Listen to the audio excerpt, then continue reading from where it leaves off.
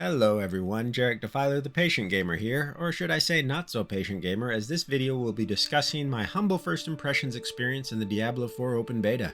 But before we get started, be sure to give this video a like and a share, and please subscribe to the channel and hit that notification bell for updates on future videos. Now I went into the Diablo 4 beta with fairly low expectations, so let me be upfront with my biases here. Diablo 2 is my #1 favorite game of all time. My crew and I played it for roughly 8 years straight. No other way you get that much entertainment bang for your buck. It holds a special place in not only my, but many RPG gamers' hearts, as it's considered the godfather of action RPGs. So imagine my disappointment, as well as many others, when Diablo 3 was released. I would never go so far to say that Diablo 3 is a bad game. I think it's actually a pretty good game. However, I would argue it's a bad Diablo game for a variety of reasons which have been said time and time again. Maybe one day I might do a video on it, but I don't think there's really anything new I can add to that discussion. So going into Diablo 4, I wasn't really expecting much from new Activision Blizzard, but I went forth nonetheless. Now, I tend to look at games through a casual patient gamer perspective, meaning I don't really delve into min-maxing, optimizing builds, or getting deep into theory crafting or otherwise. My main goal as a casual gamer is simply to have fun. That's what my channel revolves around, and that's what I seek, and that's all I want. If the game is fun and absent of major negative traits, then I'll recommend it. It doesn't really have to be perfect or award-winning or anything. Now with that context in mind, hopefully others out there will understand where I'm coming from in my summary of gameplay and changes from previous Diablo titles. And that's what I mostly was focusing on during what little playtime I had in the beta. I say little because I had company over the beta weekend and was only able to play D4 for a few hours. I tested out each class, gave a hefty look through all the option menus, and took a bunch of notes on the differences between Diablo 4 and its predecessors, mainly Diablo 2, as that is the standard that action RPGs are always held to. So in this video, I will simply be discussing surface level content that I experienced in a first impressions capacity. It's all about the context. And the first thing that comes to mind is that of the options menus.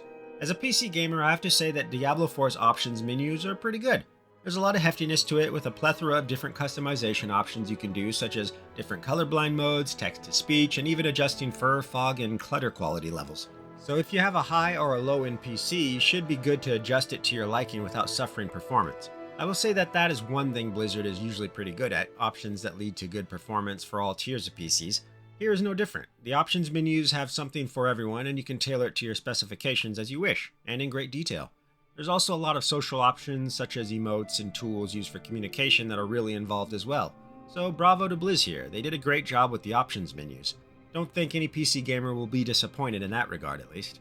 But before the options menu is even accessible, one is graced with one of Blizzard's infamous cinematics. Blizzard cinematics have become kind of a staple in their marketing, especially Overwatch, due to the quality animations, art style, and execution.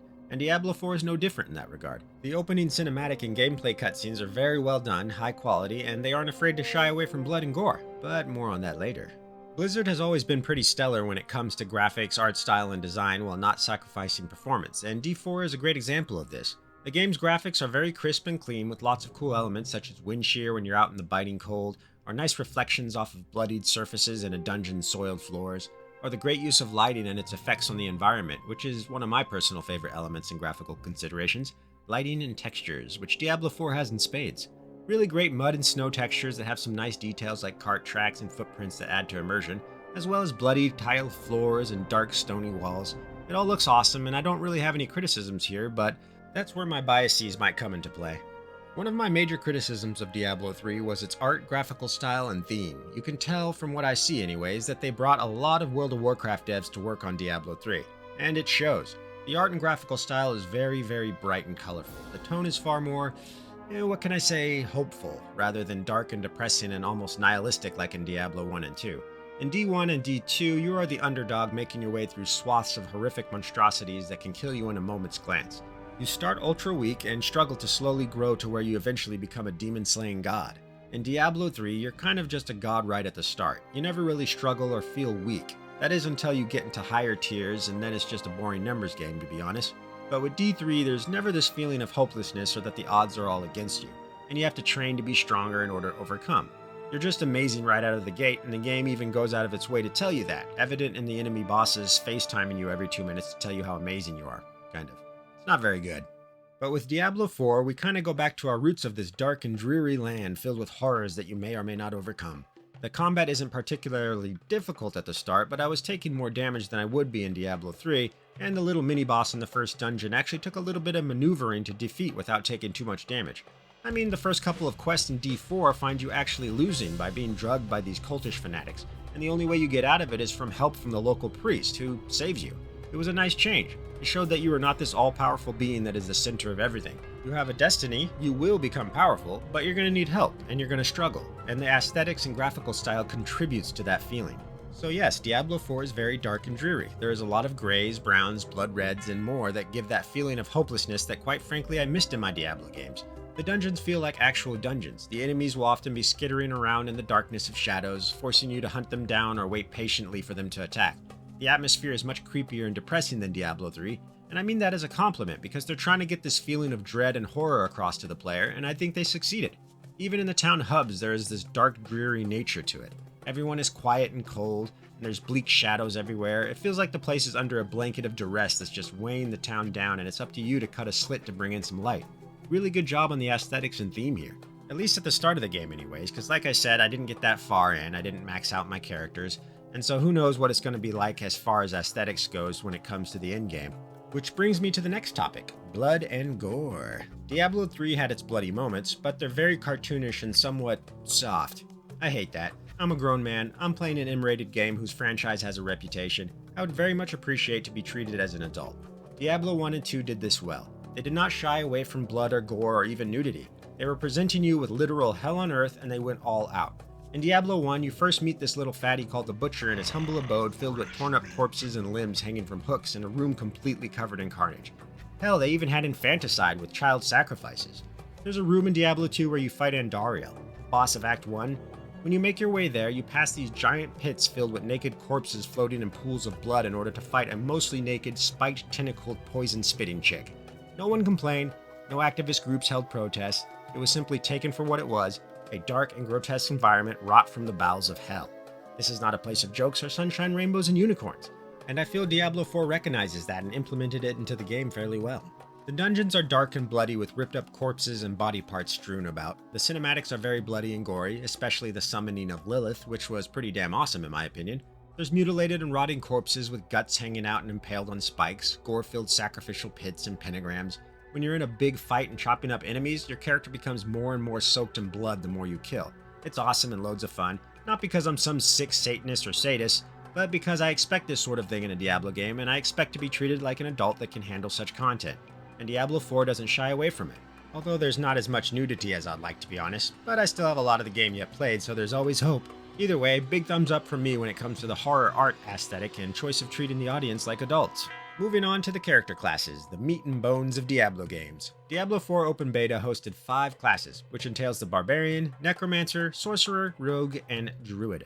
All these characters make a return from Diablo 1 and 2, with most being from the latter. It was cool seeing the Rogue make a comeback from Diablo 1, however. Everyone else is mostly from Diablo 2, except you can argue the Sorcerer is also from Diablo 1, but it's more of a D2 sorc in my opinion. Either way, we have a healthy hero pool to choose from, and each has some interesting changes. For starters, when it comes to phenotype, Diablo 4 has the most extensive character customization in the Diablo franchise thus far. There are a lot of really cool character creation options here, with the female necromancer being my favorite aesthetic. Each class can be male or female. There's a plethora of different hairstyles, colors, jewelry, tattoos, eye colors, and facial structures. This normally wouldn't mean much in a Diablo game, but given your character is present in a lot of the cinematics, and that D4 is now an open world multiplayer experience, where you see many other players in your travels, it actually matters here. When I first heard there would be character customization options, I thought it would just be some simple stuff, like 4 or 5 hairstyles and basic colors, but nope, they actually added a lot of different options that allow you to set your character apart from the rest. Really cool in my opinion, as I'm a fan of character creation in video games. Wasn't expecting it in a Diablo game, but wasn't disappointed either, so that's another plus. Now each class has had some changes to their skills and style, but the fundamentals are still there. The Barb is still a weapon-wielding smasher of faces, the Necro is still a master of the dead, and the Druid has their shapeshifting and control of the elements. But the changes are rather interesting, and I think they're for the better ultimately. For instance, the skill tree is reminiscent of Diablo 2 of old. There is a skill hierarchy that requires multiple points to be attributed in the early stages before unlocking subsequent skills. Each ability unlocked will have upgrades you can choose to strengthen it, and you can't choose them all, you have to pick.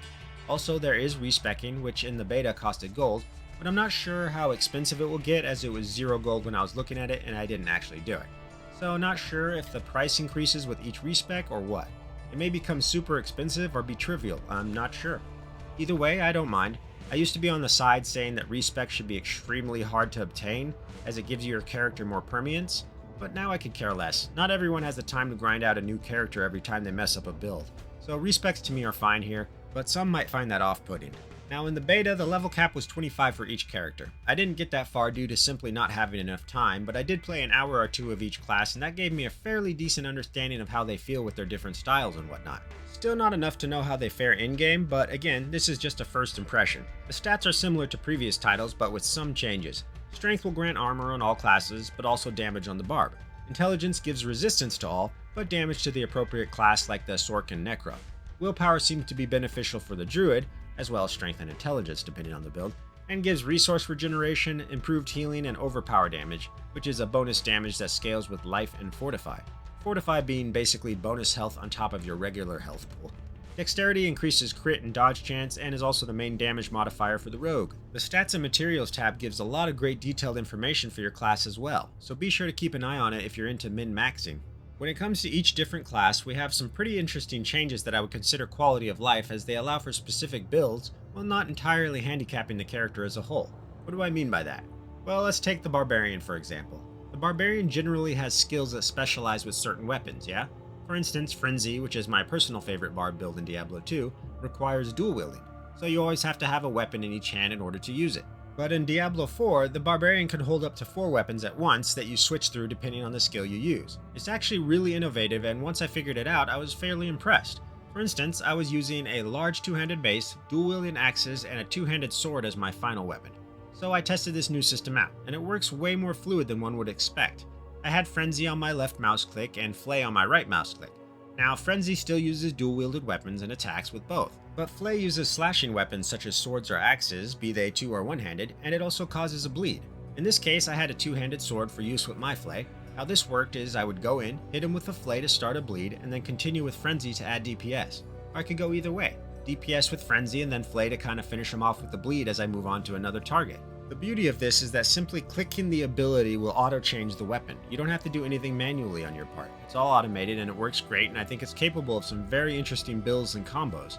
I feel some of the more hardcore gamers are going to have a lot of fun with this new style of combat, because it's not only the barb that does it. For instance, the rogue, who most notably uses bows or crossbows, also has the option to invest in melee skills, mainly dual-wielding daggers and swords. This is much more in line with the rogue of Diablo 1 rather than the Amazon in Diablo 2 who specialized in bows and crossbows or javelins and spears. The Demon Hunter in Diablo 3 didn't have any melee at all if I recall, so it's a nice little callback to Diablo 1.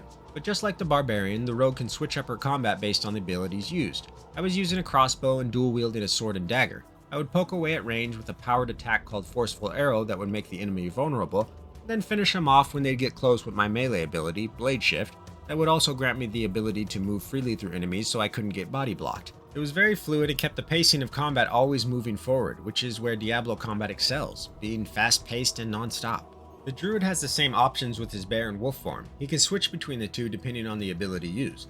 Werewolf and werebear form are no longer their own separate skill. They are tied to the ability that requires that transformation, leading to exciting and fun shape-shifting mayhem that has you warging all over the place.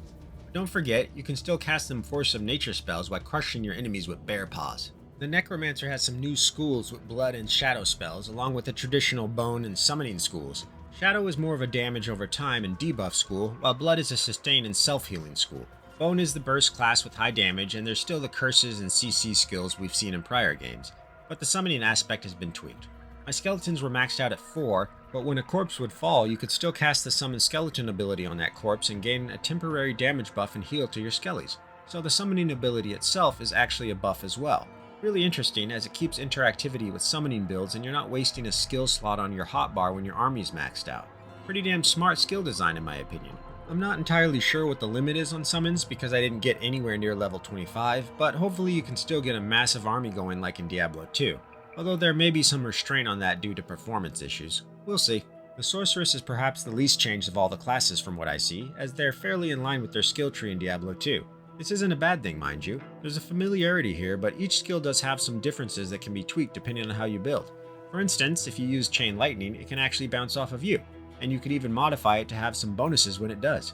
Not sure if it damages you as well, I couldn't really tell, even though I tried, which makes me assume it doesn't, but don't quote me on that. The rest of the Sork tree is fairly similar to that of D2's, with some tweaks and changes here and there that aren't too overwhelming, but satisfying with some quality of life changes as well. One such change is that the resource pool for each class is pretty sustainable now.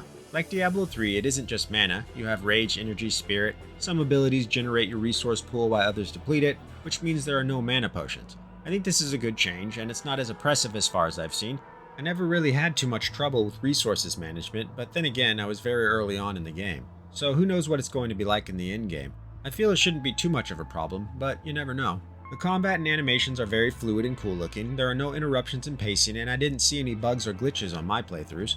Diablo 4 is by far the best title to utilize attack move with, as it works very well. The abilities felt good, the impact of attacks felt solid, and they even implemented an evade feature which was a welcome surprise. It has a 5-second cooldown, which is lame, but yeah, more on cooldowns later. It is a handy ability to prevent getting surrounded when you're a weaker class or evading those gnarly boss attacks though. Health potions don't take up inventory space and you can hold up to 4 at a time, at least when I played, but they drop on the ground regularly and you never really run out, so I like the way they handled that. Not sure how successful it will be at higher levels, but by that time I think most classes will have some form of lifesteal or healing. Also, damage seems to be more tied into class abilities rather than the weapons like in Diablo 3, where everything is just a stats game. In Diablo 4, from what I saw, most skills have a 5-tier cap, so you can mix and match and min-max accordingly. They seem to have taken the Diablo 2 approach and made the skills themselves the powerhouse, which is appreciated. That said, again, I didn't max out any levels, so I'm not sure if that's the case throughout the entire game or just early on. I really hope it's not, because just having everyone trying to get the same weapon because it's the highest damage is boring, and it breaks immersion. Having a Sork running around with a giant two-handed axe is just silly and was never a thing in Diablo 2, and that kind of ruined my immersion in Diablo 3. So we'll see once the game is fully released. There are also a few neat little additions they added, like being able to climb up cliffs or crawl under logs, things like that that are just fun little interactions. They added some new shrines. I found one that turns you into this ball of lightning and you have to go around and kill all the enemies in the area in a certain amount of time, which was fun, even though I generally hate timed events in video games. And there are a few of those around, such as having to fill up these shrines with blood from your enemies within a certain amount of time. But the time is generous and they weren't a problem once you figure out what you have to do. Once you get to the main city hub, you start to see other players in the open world aspect of the game. I totally forgot about this and discovered it when I saw a couple dudes running around town and then in the outskirts with me that had green letters for their names. So it wasn't intrusive at all, there weren't hundreds of players competing with me for quests, it was just an occasional occurrence out in the wilderness, so that was kinda cool. Speaking of the social aspect, there's a lot of new features that were not in Diablo 2, and I can't remember if they were in Diablo 3 because I just don't remember too much of Diablo 3 to be honest. But one really cool feature is that of clans. Anyone can create a clan, I assume. I made one to try out the features. Of course, the Defilers and Defilers were taken, but I found something else. There's a lot of cool customization options for the clans. You can create some pretty awesome and detailed banners and do all these social functions with voice chat, promotions, bans, message of the day, and whatnot. Really cool for those into that sort of thing. Same goes for your own individual profile, really. You can customize your public persona pretty heavily by unlocking titles via challenges, which there are a lot. Lots of things to unlock for fun or cosmetics or just bragging rights. You can make emblems, suffixes, prefixes, and whatnot. Pretty neat. Inventory Tetris isn't a thing anymore, as every item takes up the same amount of space. I think some may dislike this, others may prefer it. I'm indifferent, I could go either way to be honest, but I think it's probably for the best. Don't really see any downsides to it. However, some new additions are they have tabbed inventory now. So one tab will be your regular items you pick up, another is consumables, then you have a tab for quest items and something called aspects, which I have yet to discover. There's also some salvage all options when selling to vendors. You can choose to sell just the blue items or white items or all. Each vendor also has a stock delivery timer so you know when they'll replenish their inventory with new items, which is really handy. You can also salvage for crafting items, and given the amount of crafting materials I picked up in the short amount of time I played, it seems like crafting is a big feature in Diablo 4. I didn't dip into that at all as I'm just not a crafting person when it comes to my RPGs. That doesn't interest me in the slightest, so I can't really comment on it at all, but I'm sure there's going to be a lot of it. One little nifty quality of life addition is having a traversal path showing in the minimap. You have a little dot showing what route you came from, which is not necessary, but can actually be quite useful. Okay, now I know what you're thinking, but Jarek, what about your criticisms? Well, for starters, I was getting some performance issues while playing the rogue for some reason. Lots of FPS drops, stuttering, and the occasional texture pop-in. Didn't seem to have any problems with the other classes though, which was odd. This may just be the result of playing in open beta with stressed servers and whatnot. I didn't see much procedural generation when going into the dungeons or the wilderness, but that just may be chalked up to being in the lower level areas still. I suspect that's on me. There was some hitbox issues with the druid in werewolf form. I would find when I clicked for him to attack a larger sized enemy that he would often rotate around it and attempt to hit it from the opposite side instead of just hitting it head on like most of the classes do. That caused some problems and led to me taking unnecessary damage because he would be in the enemy's range for a second or two longer than need be. So he might need some tweaking. I found the rogue to be fairly weak compared to the other classes. I'm sure she turns out fine as she levels, but I was really struggling against the first mini-boss because my damage output was just not on par with the other classes by that point. It wasn't a big deal, I like a struggle, but it just felt like she was left behind in comparison to the other classes. Now for my biggest criticism here, the same that I had with Diablo 3. Cooldowns. Ew. Diablo 1 and 2 are not cooldown based games. Diablo 2 had what was called an ability delay, but it was only implemented because said ability had a long duration, like 10 or 12 seconds, so you couldn't stack hurricanes for example. Not really a cooldown, and at most, like I said, it would be 10 or 12 seconds maybe. In Diablo 3 we had abilities with like 3-minute cooldowns. That is not Diablo-esque standards. That is World of Warcraft standards, and thus does not belong in an extremely fast-paced hack-and-slash action RPG. Unfortunately, from what I've seen in the skill trees, Diablo 4 is also going that route. Some abilities have as much as a minute and a half cooldown. That's a detriment to the franchise in my opinion, as Diablo was always about ability spam and plowing through the hordes of demonic forces that had the audacity to get in between you and your goals. Having these hefty cooldowns does nothing but slow the flow of combat and leave some of the more interesting abilities mostly unused. That said, I suppose I can understand why they might implement cooldowns due to performance issues and maybe not wanting weaker abilities to go unused. Having massive abilities that might require far more processing power or graphical interference may hinder some people's systems, especially in a game that has a lot of graphical elements involved. Not sure if that's a solid reason, but if it is, then I would simply say give us more options to limit the hardware requirements, or just limit the abilities' graphical fidelity themselves. And if they don't want lesser abilities to go unused, then I say create synergy to make them more useful throughout the game. There will always be lesser used abilities, and that's up to the player in my opinion. But leaving us without being able to use a cool ability for over a minute, no good comes from that. Don't hinder your players, especially in a predominantly PvE co-op game where you are meant to massacre hordes of demons in an unstoppable fashion. PvP is a sideshow, the game shouldn't be balanced around it, high cooldowns do not belong in a Diablo game. Hell, no cooldowns really belong in a Diablo game in my opinion, but lo and behold, there they are. Itemization seems to be a little lacking, mostly stat increases like in Diablo 3, but again, I only played very early on in the campaign, so who knows what types of uniques or legendaries they have up their sleeve. That said, a lot of abilities across all classes kind of have that stat issue as well, where upgrades and modifiers are just damage increases, speed buffs, and other boring stats like that. But not all of them, of course. Some have a decent amount of innovative skill modifiers. However, I feel that Diablo 4's itemization and ability cooldowns overall were built upon Diablo 3's mechanics rather than Diablo 2's, which is unfortunate. Another criticism I have is that of the voice acting. The main hero classes that you play sound fine, nothing spectacular, nothing bad, but holy hell, some of the NPCs that you encounter are just laughably bad. Like really thick, fake, over-the-top Russian-style accents that you just cannot take seriously. Truly! Ha! By the light, you are heaven sent! Oh, I'm so sorry. We haven't any coin to offer. But we have hot stew, good company, and... Stay for a pint. I don't know what it is with AAA studios and bad foreign accents, but here is no different. It's so cheesy, just make up your own accent instead of trying to emulate Eastern Europe. Please, comrade. I haven't delved too much into the monetization model. As far as I know, the game will be a whopping $70, but we'll also have a battle pass tacked onto that. How that's gonna work, I have no idea. Maybe I'm too old and just don't understand battle passes because the only game I've ever played that had one was Overwatch 2, and it didn't hinder or handicap me at all, and I didn't put a dime into it. But there were criticisms of skins costing abhorrent prices, but like I say, buyer beware and vote with your wallet. If it's a bad model, don't pay. I never did, and the game wasn't any different for me, but I'm not the kind of person that collects skins and whatnot. So will Diablo 4's battle pass be grotesque or fair? I have no idea, and most likely I won't be purchasing it anyways, so yeah, who knows. Just something you all might want to do your due diligence on. Outside of that, I don't have much else to say. Again, this is just a first impression, so I'm missing out on a lot of content. but from what I played so far, I think Diablo 4 is a step in the right direction of the franchise. It very much feels like a successor to Diablo 2 aesthetically, and with its themes and skill trees, which is a good thing, but more of a successor to Diablo 3 with its itemization and actual ability mechanics, which is a bad thing in my opinion.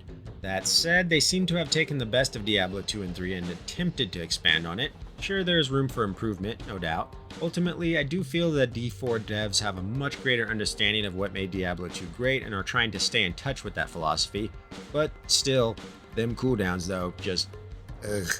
Oh well, I'm looking forward to the full release regardless and think the game is a step up from Diablo 3 at least. We'll see how it fares in the long run, but from what I've seen so far, I think it's worth keeping an eye on, especially for us patient gamers. I'll probably get it 6 months or so after release. Thanks for watching, and be sure to like, share, and subscribe. This has been Jarek Defiler, defiling some demons in Diablo 4. You all have a good morning, afternoon, evening, or night depending on where you are. Game on.